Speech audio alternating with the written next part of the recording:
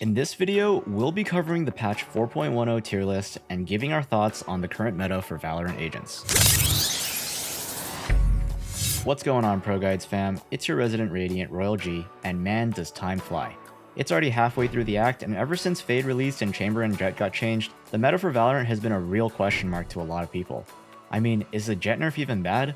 Is a Chamber nerf enough? Has the meta shifted in any ways since last patch? Well, I'll be trying to answer those questions as we go along in the tier list, so don't forget to like and subscribe if you haven't, and also answer our question of the day. Which map do you currently enjoy the most? For me, I've been enjoying Icebox a ton, and it's because I've been playing a lot of Chamber or Viper. There's so many things that I could do with both agents on that map that I never feel like I'm forced to play Phil, because if Chamber is taken, I'll just run Viper instead. Let me know what your favorite map is right now, and let's get started. So right off the bat, I'm going to answer the question of, is the Jett nerf even bad? By saying Jett is still at the top of rank S in the tier list. So the Jett nerf, in all honesty, wasn't that bad. Or well, that's not quite true either. Jett's nerf is bad for players who relied too heavily on Jett's dash to bail them out of bad situations, but is still amazing for players who are smart with Jett and can take calculated aggression. This makes her more of a methodical agent now because you can't use Jett dash as a bad play insurance, but when used well, she gets even more rewarded since you can reset kills for her dash even when you haven't used it yet. So her upper limit is actually increased, while she's more punishing to use when played badly. She can still smoke dash into sites, take insane amounts of space on attacker side, and when done well, she's still unstoppable on defender side as well. So right after I answer the question of Jett's current spot on the meta, it's time to answer the Chamber question. And if you weren't paying attention, we're still in the S tier. So if that doesn't hint you in on what I mean, let's put it this way. Chamber is still insanely strong. The only caveat is that he's just not a real Sentinel anymore. But that's not the issue, honestly, because what made Chamber ridiculously powerful in the first place was his teleports and his ultimate. Personally, I'm not a big fan of the Chamber nerf because it feels like taking a trip away was just a cop-out rather than actually addressing Chamber's dominance in the game at the moment. I mean, why have him be labeled as a Sentinel when he doesn't even play like a Sentinel anymore? But don't get me wrong, guys, just because I think Chamber is not a healthy agent for the game right now, doesn't mean that I won't be using him whenever I get the chance. As much as I want Riot to nerf Chamber in a different way, I have to say, Chamber is definitely a fun and high impact agent to play. At the tip top of the Initiator class this patch, we have the Elo Terminator, in which I mean the flash flinging, suppression slinging, robot KO. KO is a very strong Initiator duelist hybrid that has seen a big rise in usability ever since his flash got buffed to not make a sound cue, and that's catapulted his capabilities like crazy.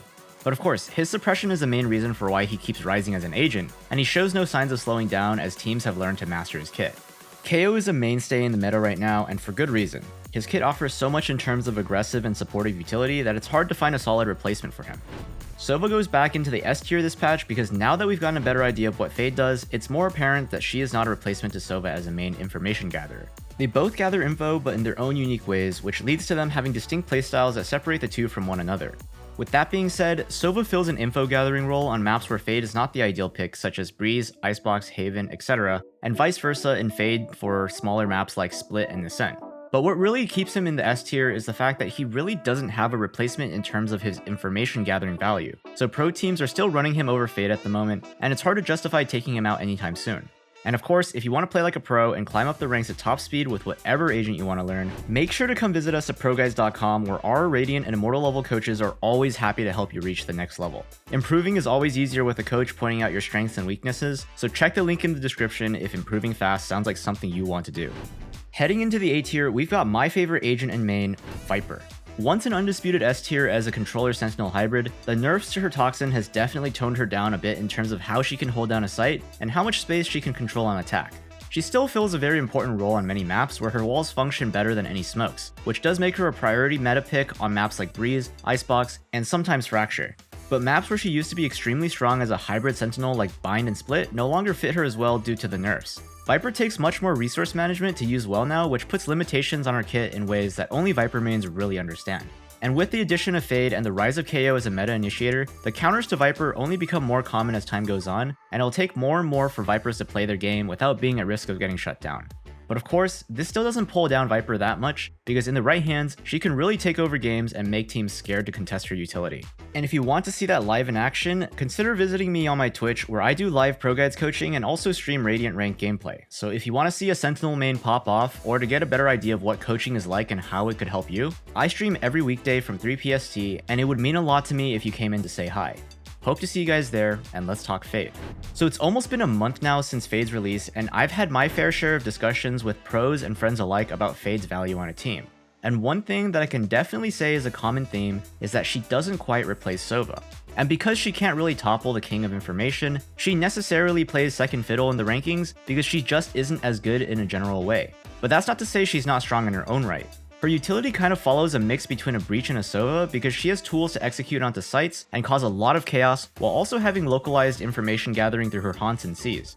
And I have to admit that Fade is still an experiment for many teams, so there's a bit of hesitancy to drop a tried and true classic like Sova for a potential unknown in Fade. Overall, she sits comfortably in the A tier for what she can achieve, but doesn't quite make it to the top for what she is in relation to everyone else. Next up on the list, we have our spooky ghost, Omen. Ever since his revamp that made his Shadow Step actually viable and his smokes were changed to be faster, Omen has been sitting comfortably as a go-to smoker for ranked and pro teams alike. Having a consistent flexible smoker back in the meta this episode has made games much more enjoyable to play, and I think the community at large can attest to that. Omen's kit as a whole is pretty straightforward and basic, but in combination he can make aggressive plays while also providing teams with a steady source of smokes throughout the round, which makes him much more versatile than agents like Brimstone and Astra. As a result, not only has he become a much more fun agent to play, but also a lot more potent as well. Coming in next in the A tier we have Raze, the second pick for most players when thinking about strong entry duelists. Raze is currently in a decent position in the meta because she has a lot of versatile abilities in her kit. Her satchels can be used for a ton of different purposes, her nades help her zone areas and play supportively, and her boombot is a great info gatherer that can clear out whole areas easily. Also, it's worth pointing out that now that agents like Fade and Chamber are meta picks, Raze gets a power boost because her utility pairs really well with Chamber slows and Fade's C's. So because of the synergy, some teams will value a Raze over Jett even if they have set plays. But even without that, Raze has a ton of useful parts in her kit that makes her stand out as a solid duelist at the moment. Speaking of solid duelists at the moment, an agent that has been polarizing in ranked lobbies lately, apart from Yoru, is Neon, the most recent duelist addition to the roster. Neon is an interesting case right now, because she has some niches that are totally unique to her that could either be a blessing or a curse for teams. On one hand, she has explosive power on the level of agents like Jett and Raze when entering into a site, but on the other hand, it comes at the cost of being very hard to follow up with and kind of confusing to work with. But of course, teams like Optic play her amazingly, which lends to how much potential Neon has as an agent.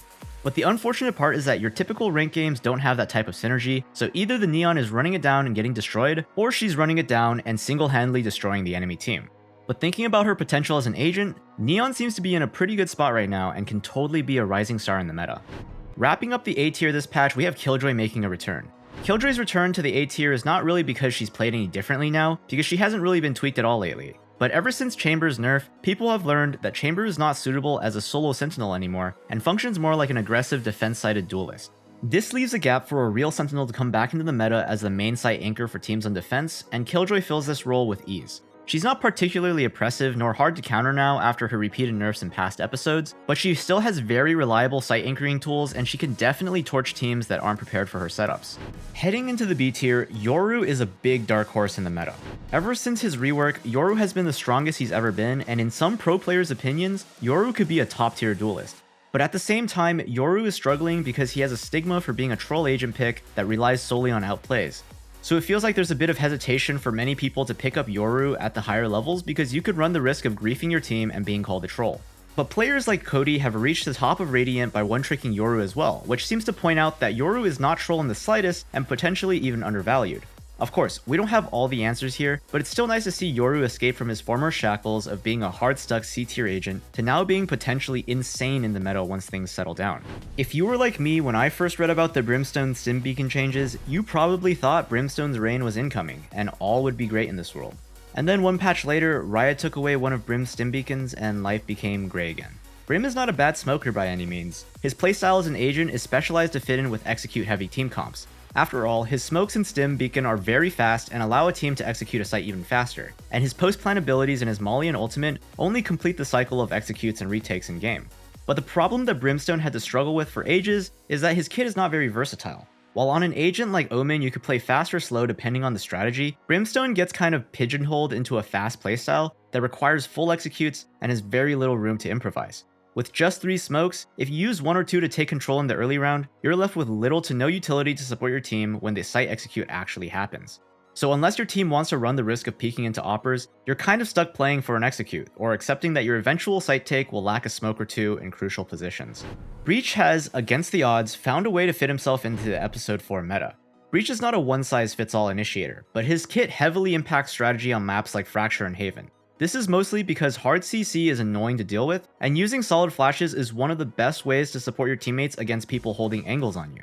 Of course, he's still a big if for people who want to run him in a ranked game outside of Fracture, because his utility still requires people to know how to work around it. But in general, he's in a strong spot and fulfills a very good purpose for supporting teams and taking space. Skye is in an awkward position in the meta at the moment. Every other initiator has either a map they excel on, or they have a kit that lends itself to helping the team in a unique way, which leads to said agent being picked very often. Skye right now is not a premier initiator because every other agent in her class has a unique attribute that outshines her. Sova has info gathering and long range abilities, KO has suppression, Fade has close range info gathering, and even Breach has boatloads of CC that he can use to help his team pull off executes. Skye doesn't have anything unique that makes her a more viable pick than any other of the agents, which is why she's picked less and less as time goes on. Her kit is packed with useful tools like recharging flashes and an AoE heal, but like Phoenix, being well-rounded isn't the name of the game anymore, and Skye is starting to feel the effects now that more and more specialized agents enter the game. Sage is an interesting character in the meta, because apart from a few maps where she has some pretty meta strategies on, she's not really a strong agent by any means. She brings in a supportive toolkit that helps a team a lot, but those are all nice things to have, and not something that people would say is a necessary thing to have. As such, she isn't particularly good nor bad in most situations, but in most situations, you could probably name another agent that would have done better. I mean, even Skye's heal does more than a Sage's heal, which is kind of counterintuitive to Sage's identity as a healer, no? Cypher sits at the bottom of B tier now because his biggest counters are arguably the most impactful role in the game at the moment, which are the initiators. Fade can reveal him or break his trip with her prowlers, KO can take him completely offline with suppression, Breach can just blow open the site and prevent him from holding certain angles, and Sova has always had a drone and shock darts to break trips and mess with his setups. It's just unfortunate that agents who can counter his kit are heavily involved in the current meta right now. Cypher is definitely a potent sentinel in the right hands, but in all honesty, if you aren't a Cypher main, you're probably better off playing Killjoy, Chamber, or even Sage. Astra is not the best smoke agent in the game anymore, as she gave up that crown to Omen when she was nerfed in Act 2. But in the aftermath of the nerfs, Astra is actually not completely dead, and still kicking on tighter maps like Split and even Fracture. But of course, that's at the pro level, and teams usually have much better coordination around her utility. On the other hand, it's much harder to get that same value in rank because her new limitations as an agent are pretty annoying to deal with, and you're most likely better off playing Brimstone or Omen. Honestly though, just give her another star back or something please. 4 is not enough. We've been saying this for most of this act now, but Reyna definitely needs some fine tuning. There's no distinguishing factor that makes her a better pick over other duelists. Her heals are nice, but her kit needs kills in order to get her going. Her utility is minimal, and she doesn't bring much to the team.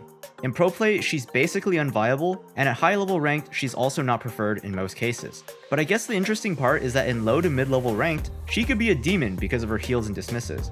So it's hard to say how you would fix Reyna, but that's a job for the Riot devs, and not me. Okay, hashtag rework Phoenix, come on, let's get it trending on Twitter guys. You would think that after enough complaints about Phoenix being absolutely dead in the meta, we'd finally have the patch where Phoenix gets his much needed rework. But no, we're just stuck with the same old lame duck Fireboy. Phoenix needs help as his kit is way too outdated and is just not a contest. He can't keep up with the other duelists, and the initiators have already won the war for the flex position, so he's never getting picked in game and no one ever plays him. I mean, I used to main him when I first started playing, and now I don't even know if I remember how to use his kit anymore. And with that said, that's our patch 4.10 agents tier list. Let me know whether you guys agree or disagree in the comments, and if you enjoyed it, don't forget to like and consider subscribing. It's been Royal G, and good luck on the grind this act.